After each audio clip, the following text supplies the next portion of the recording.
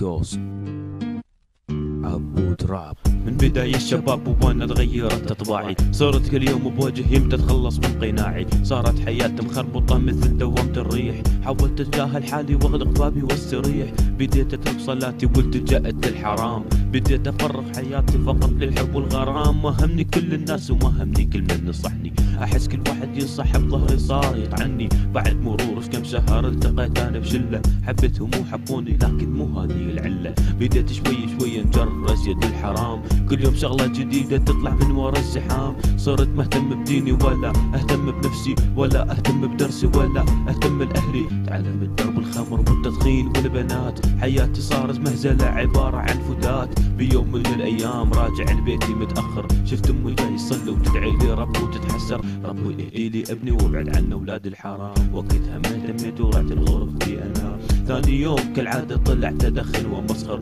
واتحرش ببنات الناس وبروحي ابعثر. اجاني صاحبي قال لي عبد الله انا صاحبك بزعلي، ولوني يا صديقي ما عندي غيرك يوقف لي. رحت انا وياه لاني عافي بوسط اعدائي، مر عمري من قدامه كل هذا لجن جلائي.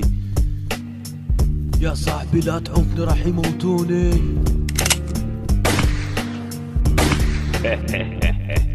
وهذا صاحبك اللي خليت ثقتك فيه. موت يا عبد الله موت.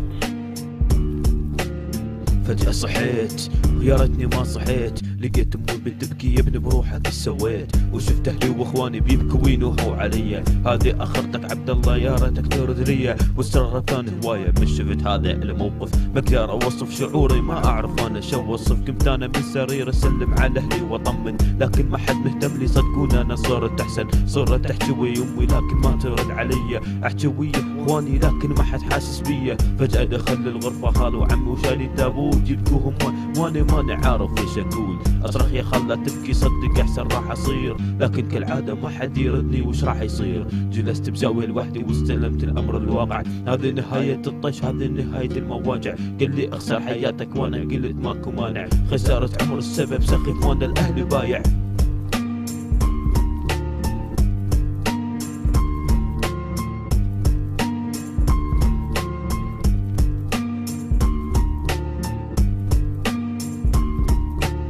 وهذا صاحبك اللي خليت ثقتك